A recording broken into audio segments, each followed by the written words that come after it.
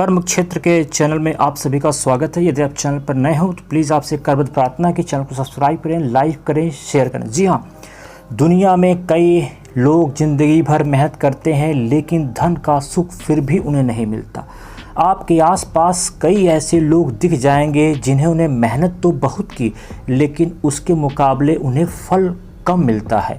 कभी कभी तो नाकामयाबी से निराश व्यक्ति हिम्मत हार जाता है। तब काम आती है आचार्य चाणक्य की ये 5 नीतियाँ। जब उन्हें आप अपने जीवन में उतारते हैं तो आप फर्श से अर्श तक पहुंच जाते हैं। कामयाबी, शोहरत, दौलत आपके कदमें चूमती हैं। आचार्य चाणक्य कहते हैं, व्यक्ति को हमेशा इस बात का जरूर ज्ञान होना चाहिए कि वक्त कैसा चल रहा है और समय को देखकर ही किसी काम को करने का फैसला करना चाहिए। अर्थात कि समय के विपरीत और धारा के विपरीत जाने वाले व्यक्ति को हमेशा निराशा या घाटा ही मिलता है। फॉर द एग्ज़ाम्पल मैं कह दूं, एक्स कंपनी है, उसका शेयर गिर रहा है और आपको किसी ने लालच दे दिया, कह दिया कि भाई शेयर में पैसा लगाओ, शेयर में पैसा लगाओ, तो उससे क्या होगा, आप सिर्फ घाटा का सौदा करेंगे, आपको लाभ नहीं मिलेगा। इसलिए व्यक्ति को हमेशा अच्छे समय में ही कार्य करना चाहिए। जब वक्त बुरा चल रहा हो तो आप धैर्यपूर्वक समय का इंतजार करें और अच्छे समय आने तक रुके रहें, और जब अच्छा समय आ जाए तो आप नए नए कामों को करते रहें। तो इससे क्या होगा कि आपको सफलता बहुत तुरंत मिलेगी। कामयाबी का दूसरा मंत्र आचार्य चाणक्य कहते हैं, सफलता के लिए दोस्त और दोस्त के रूप में छिपा दुश्मन की पहचान होनी चाहिए। अगर कोई व्यक्ति के आपका दुश्मन है तब तो आप उस व्यक्ति से सतर्क हो जाते हैं और सावधानी रखते हैं उस व्यक्ति से। लेकिन अगर दोस्त के रूप में वह शत्रु है, आपका हमेशा अहित चाहता है, आपका बुरा चाहता है, तो उसकी पहचान आपको होनी चाहिए।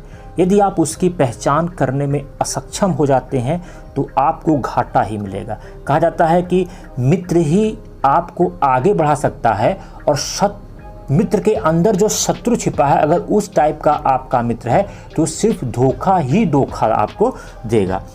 आचार्य चाणक्य तीसरा मंत्र बताते हैं और कहते हैं कि जीवन की सफलता के लिए यह परम आवश्यक है कि धन का जो आय व्यय है वो सही ढंग से होना चाहिए। सही ढंग का तात्पर्य क्या हुआ, हमेशा जो व्यय है आय से ज़्यादा नहीं होनी चाहिए।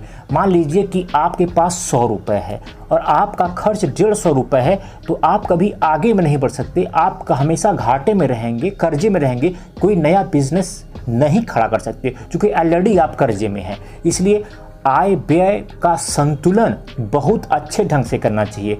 यदि आपका व्यय 100 रुपये है तो आपका हमेशा टारगेट होना चाहिए कि हमें कुछ धन इसमें संचय कर लेना चाहिए, बचा लेना चाहिए। चूँकि आज के नए अर्थशास्त्री भी कहते हैं कि धन बचाना ही धन कमाना होता है। अगली बात पे चाणक्य कहते हैं कि आप अपने को पहचानने की क्षमता रखें। यदि आप अपने को पहचान लेते हैं, आप अपने अंदर की शक्ति को जान लेते हैं कि आप क्या कर सकते हैं, आपके कार्य करने की क्षमता क्या है और किस दिशा में आप कार्य कर सकते हैं, तो ये सफलता का सबसे मूल मंत्र होता है। जैसे कि मान लीजिए कि आपको क्षमता है प्राइमरी में टीचर बनने का और आप इंजीनियर बनने की सोच रहे हैं, तो दोनों में क्या होगा, विरोधाभास है। आपकी स्ट्रेंथ क्या है, टीचर बनने का, आपको बीएड करना है, बीएड करने के बाद से अपने आप को टीचिंग लाइन में अप्लाई करना है, लेकिन आप ज़बरदस्ती इंजीनियरिंग बेल्ट में जा रहे हैं, तो वहाँ पे क्या होगा, आपको घाटा ही मिलेगा। इसलिए व्यक्ति को अपनी पहचान स्वयं करना चाहिए और व्यक्ति को अपने से ज़्यादा कोई नहीं जान सकता है इस संसार में सिवाय ईश्वर के। अगर आपको ये चीज़ें अच्छी लगी हो तो कृपया आपसे प्रार्थना है कि चैनल को सब्सक्राइब करें, लाइक करें, शेयर करें। नमस्कार।